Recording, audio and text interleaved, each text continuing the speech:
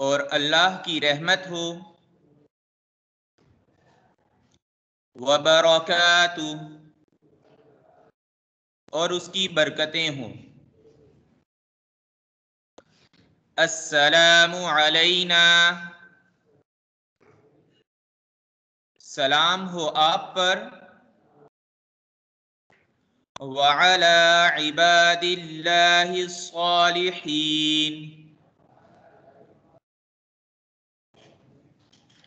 اور اللہ کے نیک بندوں پر۔ السلام علینا، سلام ہو ہم پر،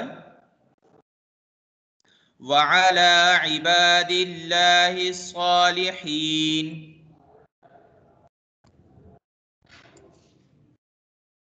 اشہد ان لا الہ الا اللہ،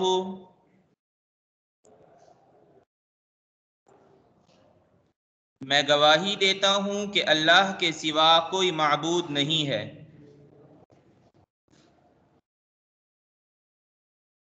وَأَشْهَدُ أَنَّ مُحَمَّدًا عَبْدُهُ وَرَسُولُهُ،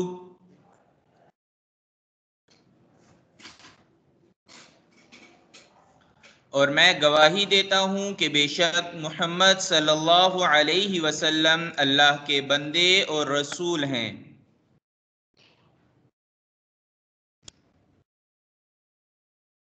اور میں گواہی دیتا ہوں کہ بے شک محمد صلی اللہ علیہ وسلم اللہ کے بندے اور رسول ہیں۔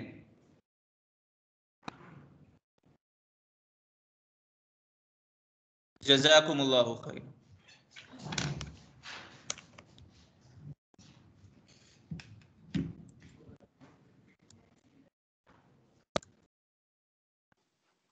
جزاک اللہ۔ اب میں سر ادریس کو قرآن پاک کے ترجمے کے لیے مدعو کرتی ہوں۔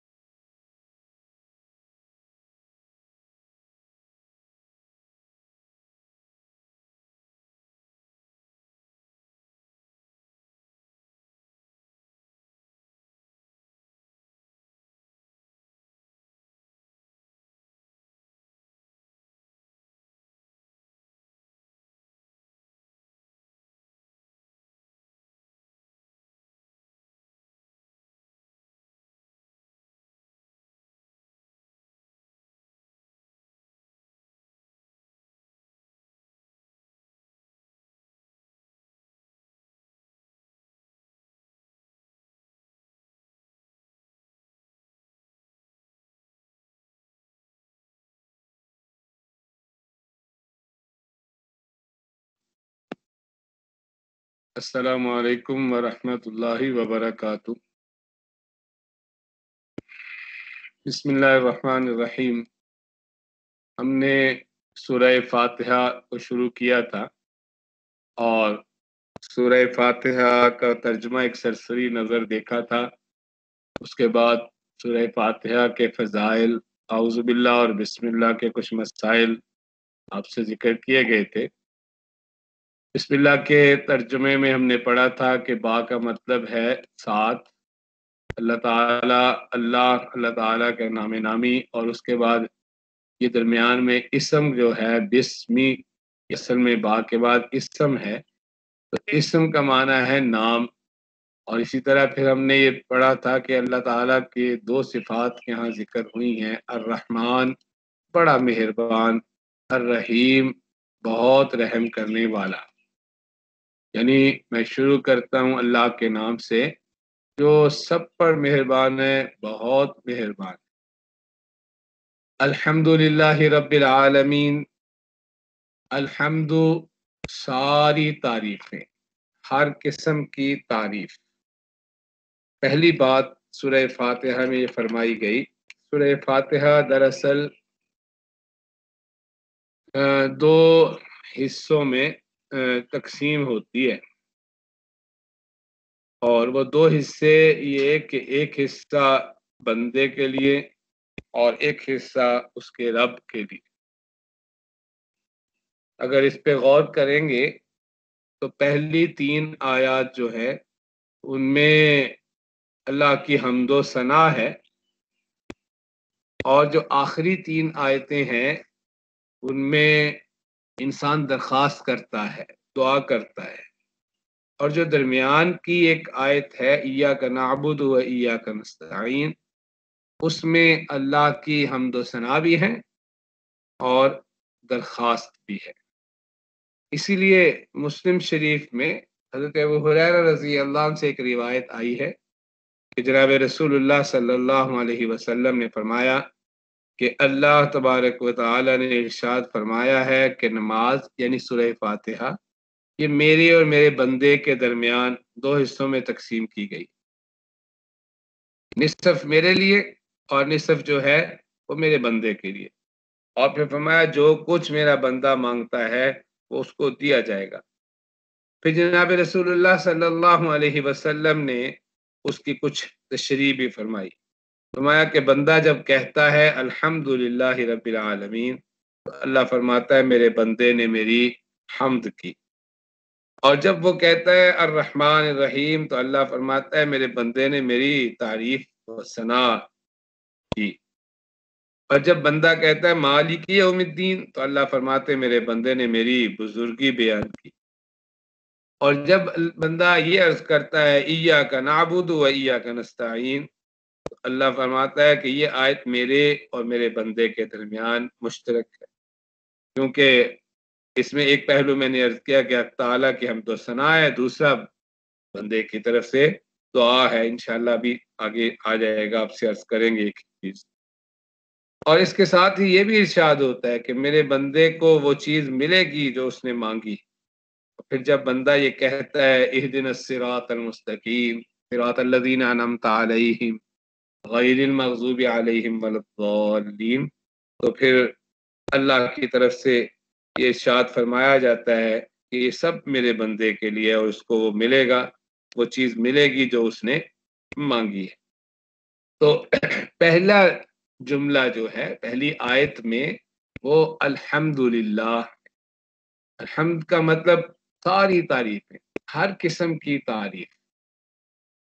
یعنی انسان دنیا میں جو بھی تعریف کسی کی کرتا ہے اگر ہم اس پہ غور کریں تو ظاہراً مثلاً ہم کہتے ہیں باغ بہت خوبصورت ہے، لیکن تھوڑا سا جب ہم غور کرتے ہیں تو دراصل باغ کی خوبصورتی کی جو ہم تعریف کر رہے ہوتے ہیں اصل میں مالی کی تعریف کرتے ہیں کہ اس نے بہت اچھے پودے لگائے ہیں، بہت خوبصورت ترتیب سے کٹنگ کی ہے، ان کی ترتیب سے ان کو لگایا ہے اور ان کی بڑی دیکھ بھال کی ہے.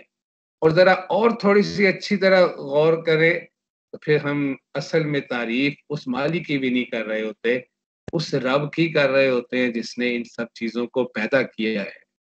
اس زمین کو، ان پودوں کو، یہ رنگ خوبصورت پودوں کے، یہ خوشبوئیں خوبصورت، اور یہ مالی خود جو جسے اللہ نے عقل دی، سمجھ دی اور اس نے یہ کام کیا. تو جب ہم زیادہ اچھی طرح غور کرتے ہیں تو ہم حقیقت میں اس رب کی تعریف کر رہے ہوتے ہیں جس رب نے ان سب چیزوں کو پیدا کیا ہے. اسی طرح ہر چیز میں دیکھ لیں، کوئی بھی چیز آپ کو نظر آئے گی، آپ کسی انسان کی تعریف کرتے ہیں تو تھوڑا سا غور کریں تو آپ اس کپڑے کی، یعنی آپ کہتے ہیں یہ کپڑا بہت اچھا آپ پہ بہت جچ رہا ہے، تو معلوم یہ ہوا کہ آپ نے کپڑا بنانے والے کی تعریف کی. تھوڑا سا اور غور کرتے ہیں تو آپ نے کپڑا سینے والے کی تعریف کی، اس انسان کے قد کاٹ کی تعریف کی. اور اگر پوری اچھی طریقے سے غور کرتے ہیں تو حقیقت کھل جاتی ہے کہ اصل میں تو یہ ساری تعریف اس رب کی ہو رہی ہے جس نے اس انسان کو اتنا خوبصورت بنایا، جس نے اس کو اتنی یہ چیزیں دی اور یہ کپڑا دیا اور یہ کپڑا بنا کے دینے والا دیا اور اس نے اس کو کپڑا پہننے کی توفیق دی. تو حقیقت میں ہر چیز، کسی چیز کی بھی جب ہم تعریف کرتے ہیں تو دراصل اللہ کی تعریف ہو رہی ہوتی ہے۔ اب ابتدا میں الحمدللہ کہہ کے ایک بہت بڑی چیز ہمیں سمجھا دی گئی، اور وہ یہ کہ ساری مخلوق کی پوجا سے، ساری مخلوق کے ساتھ جو ہم تعلق لوگوں نے جوڑا ہوتا ہے اسے کاٹ کے اس کا تعلق اللہ سے جوڑ دیا گیا۔ اور جب یہ بات سمجھ آتی ہے تو آپ کو شاید اپنا سبق یاد ہو کہ آپ نے توحید کے سبق میں جو چیز پڑھی تھی کہ اللہ اپنی ذات میں یکتا ہے، اپنی صفات میں یکتا ہے، اور اپنی صفات کے تقاضوں میں بھی یکتا ہے۔ اب یہ جو تیسری چیز ہے اس کو بہت پیارے انداز میں چپکے سے اندر سمجھا دیا گیا کہ جب انسان کو یہ سمجھ آ گیا کہ ساری تعریفیں اس اللہ کے لیے ہیں تو پھر خود بخود یہ بھی سمجھ آ گیا کہ عبادت صرف اسی ذات کی کرنی ہے جس کی یہ ساری کائنات، جس کی یہ ساری مہربانیاں، یہ ساری خوبصورتیاں اور ساری خصوصیات جو دنیا میں نظر آ رہی ہیں، یہ جس کی پیدا کی ہوئی ہیں، وہی اصل میں عبادت کے لائق ہے۔ دوسری بات فرمائی کہ اچھا لام کا مطلب بتایا تھا لیے، الحمدللہ تمام تعریفیں، ساری تعریفیں اللہ کے لیے ہیں۔ آگے کیا فرمایا؟ اللہ کون؟ رب العالمین، وہ اللہ جو رب ہے سارے جہانوں کا۔ اب رب کہہ کے بھی وہی کام ہوا ہے جو ابھی الحمد میں ہم نے عرض کیا کہ ایک طرف تو توحید سکھائی گئی، اور یعنی کہ اللہ کے ساتھ لوگوں کو جوڑا گیا کہ ایک اللہ ہی ہے جس کی ساری تعریفیں ہیں، اور ساتھ ساتھ توحید کے اندر کی باریکی یہ بھی سمجھا دی گئی کہ عبادت بھی صرف اور صرف اللہ ہی کے لیے کرنی ہے۔ اب دوسری بات فرمائی گئی کہ وہ رب ہے۔ رب کہتے ہیں، میں نے اس دن بھی عرض کیا تھا کہ پالنے والا تو ہم ترجمہ کرتے ہیں، کیا مطلب؟ یعنی رب تو لغت کے اعتبار سے اس کو کہتے ہیں جو کسی کو بالکل زیرو سے اور اس کی ساری ضروریات کا خیال رکھتے ہوئے درجہ بدرجہ اس کی تربیت کرے، اس کی پرورش کرے، اور یہاں تک کہ اس کو حد کمال کو پہنچا دے۔ ایسی ذات جو کسی کی بالکل نقطہ بالکل زیرو، جو جہاں سے اس کے وہاں سے اس کو لے کے چلے اور اس کی ہر درجے میں پرورش تربیت کرتے کرتے کرتے کرتے اسے عروج تک پہنچا دے۔ رب العالمین، اللہ نے فرمایا سارے جہانوں کا وہ رب ہے، سارے جہانوں کا ہر چیز کی وہ ایسی پرورش کر رہا ہے۔ اب عالم، میں نے اس دن عرض کیا تھا، ایک عالم ہوتا ہے یعنی پڑھا لکھا، اور ایک عالم ہوتا ہے جہان، انسانوں کا جہان، جنات کا جہان، ملائکہ کا جہان، اور اسی طرح مخلوقات کے جہان ہیں۔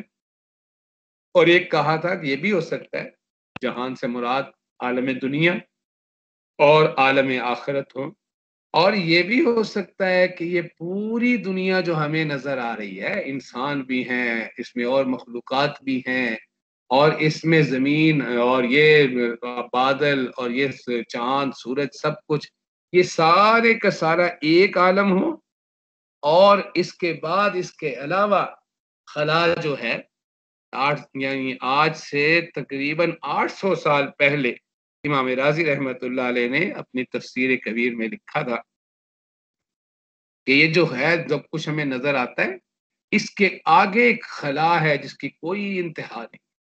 لامتناہی کا مطلب ایسا نہیں ہے کہ بالکل اینڈ نہیں، یعنی انسان کے بس میں نہیں ہے کہ اس کا اینڈ ڈھونڈ لائے، یہ مطلب، ورنہ اللہ کے علاوہ تو ہر چیز ایسی ہے جس کا ایک اختتام ہے۔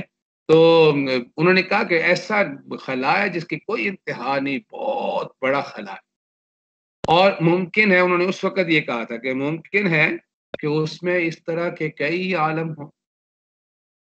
اب اس پہ اشکال پیدا ہوتا تھا، لوگوں نے کیا کہ بھئی اگر ہوں کئی عالم اور اس میں بہت سے لوگ بھی ہوں تو وہ زندہ کیسے رہتے ہیں؟ خلا میں تو یہ ہوا اور اس طرح کی چیزیں نہیں ہیں، تو انہوں نے اس کا جواب لوگوں نے دیا کہ اس کا کیوں ضروری ہے کہ وہاں جو رہتے ہوں ان کی صفات، ان کی ضروریات بھی اللہ نے ایسی رکھی کہ نا اللہ نے وہاں ان کے لیے کوئی اور طرح کے چیزیں پیدا کیے ہوں، ان کی صفات، ان کی ضروریات، ان کا مزاج کچھ اور رکھا ہو. کیونکہ حضرت ابو سعید خدری رضی اللہ عنہ سے جو چیز منقول ہے اس سے پتہ چلتا ہے کہ 40,000 عالم ہیں. اور اسی طرح تفسیر کے ایک بہت بڑے امام مفسر یہ حضرت مقاتل رحمۃ اللہ علیہ، وہ کہتے ہیں 80,000 عالم ہیں. اب یہ کتنے عالم ہیں کوئی پتہ نہیں ہے. اور اب بعد میں جب سائنس نے ترقی کی ہے تو سائنس بھی وہیں گئی ہے کہ جناب اس کے اوپر اس جو کچھ ہمیں نظر آتا ہے اس سے اوپر ایک خلا ہے، اور اس خلا کا کوئی پتہ نہیں چلتا ہے کہ وہ کتنا بڑا ہے.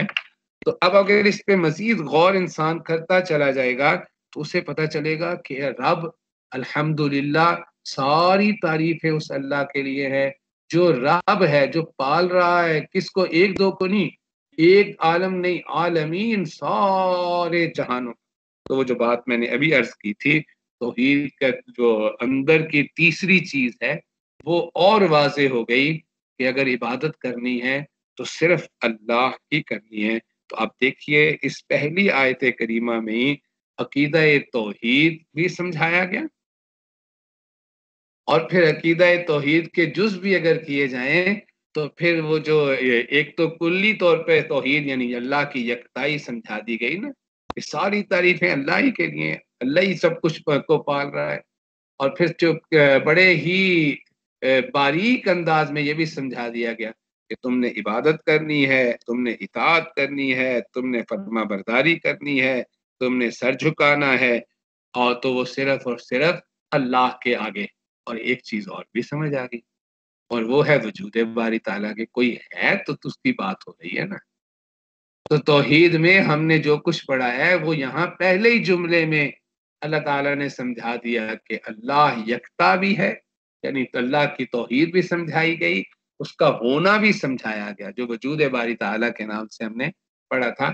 اور پھر اس کی توحید کے اندر کی چیزیں، اور اس میں سے خاص طور پہ تو کہ اللہ اپنی صفات میں بھی یکتا ہے اور صفات کے تقاضوں میں بھی یکتا ہے. خالی صفات میں یکتا نہیں ہے بلکہ اس کی صفات کا جو تقاضا پیدا ہوا یہاں جب ہم نے غور کیا کہ سب جہانوں کو وہی پال رہا ہے، جدھر ہم تعریف کرتے ہیں وہ گھوم پھر کے اللہ پہ جاتی ہے، تو پھر یہ بھی بات سمجھ آ گئی کہ ہم نے صرف اور صرف عبادت کرنی ہے تو کس کی؟ اللہ کی. اب اس کے بعد ایک اور چیز اگلی آیت میں آئے گی. یہاں اللہ تعالیٰ نے کیا سمجھایا کہ ساری تعریفیں اللہ کی ہیں جو تمام جہانوں کا پالنے والا ہے.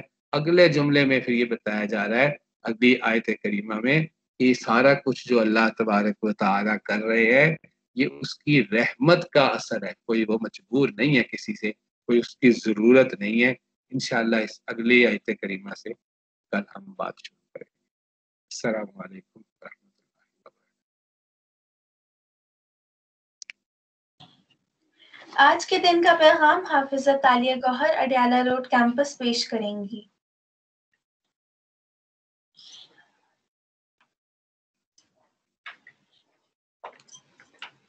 نحمده ونصلي على رسوله الكريم اما بعد فاعوذ باللہ من الشیطان الرجیم بسم اللہ الرحمن الرحیم. میں تالیہ گوہر جماعت ہشتم Askariya schools and colleges Adiala road campus آج کے پیغام کے ساتھ حاضر ہوں. آج میں صدقہ و خیرات اور اس کی فضیلت کے بارے میں کچھ اہم معلومات شیئر کرنا چاہوں گی. صدقہ اور خیرات کیا ہے؟ اللہ کی رضا اور ثواب کی خاطر خرچ کرنا.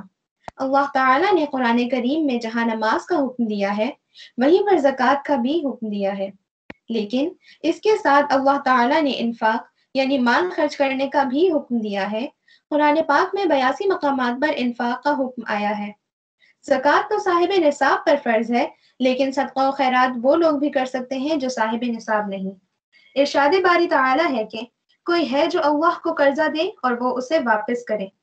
تو سامعین محترم، جن پر زکوٰۃ فرض ہے وہ زکوٰۃ دیں، اور جو زکوٰۃ کی استطاعت نہیں رکھتے وہ صدقہ و خیرات کریں، کیونکہ تنگ دستی میں خرچ کرنا اللہ کو زیادہ پسند ہے. حضرت ابو ہریرہ رضی اللہ تعالی عنہ سے روایت ہے کہ رسول اللہ صلی اللہ علیہ وآلہ وسلم نے فرمایا، جس نے پاک کمائی سے ایک کھجور کے برابر بھی صدقہ کیا تو اللہ تعالیٰ اس کو اپنے دائیں ہاتھ میں لے لیتا ہے اور اللہ صرف پاک کمائی کو قبول کرتا ہے.